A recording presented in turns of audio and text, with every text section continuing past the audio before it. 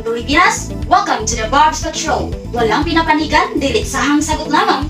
We are now in the lesson 4 of the module, which is about education in the new social milieu, practical attributes of the 21st century education.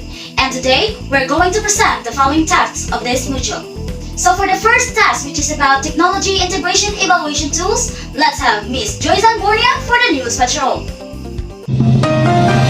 Thank you, Miss Angie. Now, let's go to the Technology Integration Evaluation tool.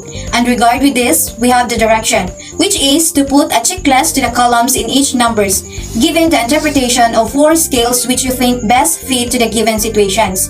So here are the scale with interpretation. 4, certain, 3, likely, 2, unlikely, and 1 is impossible. Now, let's continue to the classroom or school technology integration evaluation. The first standard or indicators is technology is used to conduct a blended learning with a scale of 4. 2. Technology is used for project-based activities with a scale of 4. 3. Technology is used by the teacher for assessment, for example, e-forms, with a scale of 4. 4. Technology is used as an engaging tool for learning with a scale of 3. 5. Technology became a tool to enhance communication and engage students to collaborate with a scale of 3. 6. Students use technology to complete assignments or projects with a scale of 4. 7. Students became creators and critics of media with a scale of 2.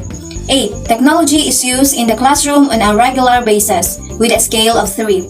9. Students use technology to improve critical thinking and problem-solving skills with a scale of 4.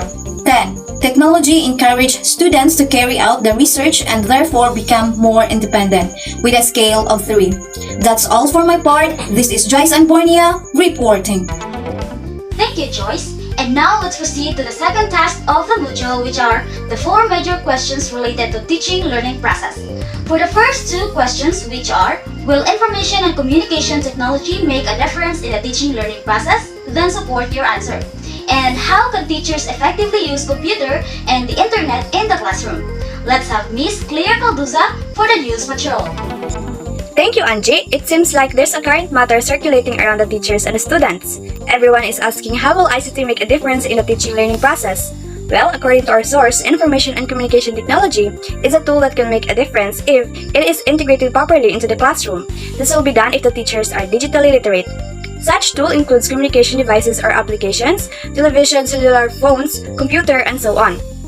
These tools are used to communicate, create, disseminate, store, and manage information, which is very useful to the teachers and the students as well, as it enables them to improve their learning through reading materials and watching videos online.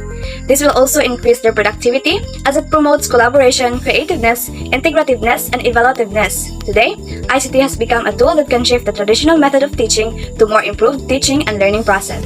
On the other hand, teachers are asking how are they going to use computers and internet in the classroom. There are different ways on how the teachers can use it effectively. From the simple things like recording grades and calculating averages, manage the attendance and access data on students' performance in online assessment, to integrating it in teaching and learning process. For instance, using Google Classroom to post the lessons and activities for the students to view and answer. Another is sending students links through Gmail or Messenger about a certain lesson or topic for them to watch. Or presenting PowerPoint presentation during classes and watching educational videos online. These are the only few of many possible ways a teacher can use computers and internet inside or even outside the classroom. It is true that computers and internet has already been widely used by many institutions as a means towards effectiveness of one's work, but we have to bear in mind that in using these tools, we have to be responsible. This is Claire Caldosa reporting. Back to you, Angie. Thank you, Claire. For the third question, which goes, how will you prepare the students to handle the unreliable and scholarly materials found in the internet? Let's have Mr. John Vincent Panuan for the News Patrol. Thank you, Miss Angeline. For me as a future educator, it is an important role to help the students to become an information literate, to prevent them by getting information from unreliable sources and unscholarly materials. To make them information literate, I will share to them the technique called RADAR. R means is how the information relevant to the specific topic. Does it meet the needed information? A means authority. Who is the author? It's important to know the author because what if the author is not expert to that specific subject matter? So the information might unreliable. D means date. When was this information published? Date is important since it must be timely or updated. It must be the updated one. A means accuracy. Where are they getting their information from? Does it have citation and references? Citation and references are very important since that will provide the evidence for the claim made, or the reliability of information is verified there. The last but not the least are. It means reason for writing. Why did the author publish this information? Is it to entertain, to persuade or advocate, or simply to disseminate new information?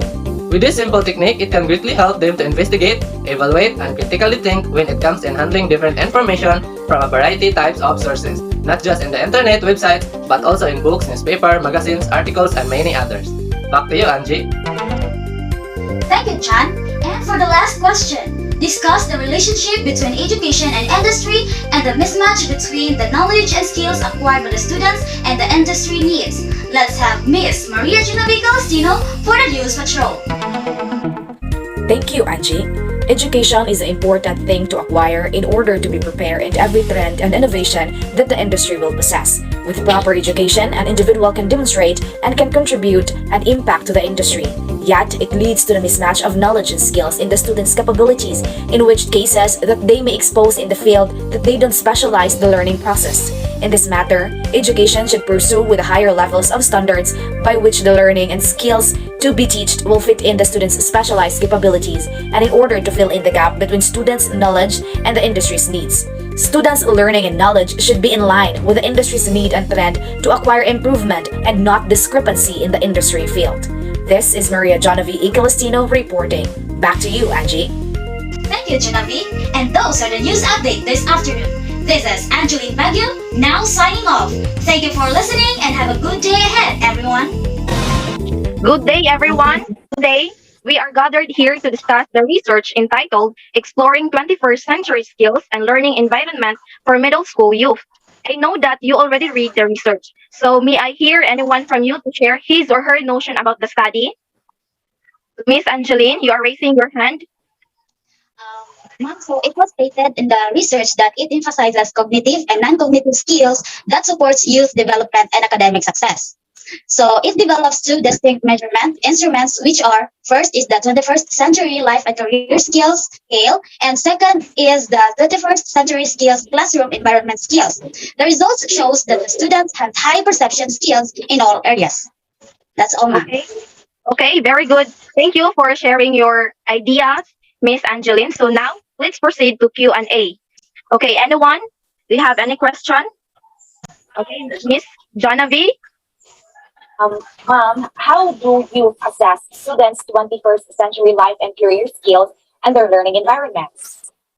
So thank you for your question, Miss Genevieve. So I want to share to everyone.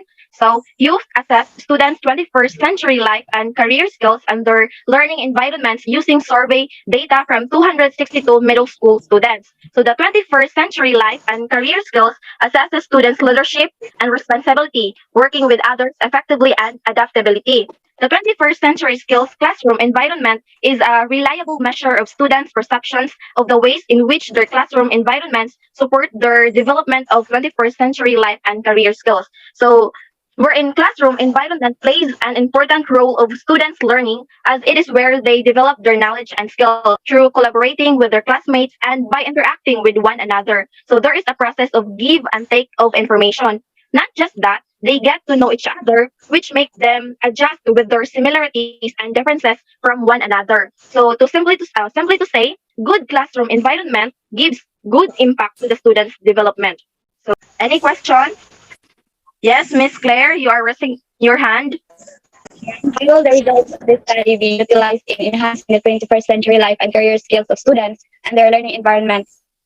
For the next question, thank you, Ms. Claire, for your question. So the results for this study will be utilized in enhancing the 21st century life and career skills of students and their learning environment by utilizing these measures in ongoing investigation, assessment, and progress monitoring to foster and advocate 21st century life and career skills development. Also, by integrating activities that would cater in improving these skills of the learners while simultaneously maintaining the high perceptions of their skills in all areas. So, any questions? So, I hope you understand. To say thank you, everyone, for all your participation to make this online discussion successful. So, I really learned something from this online discussion. Everyone, bye. God bless. Bye, ma'am. Thank you. Bye, ma'am.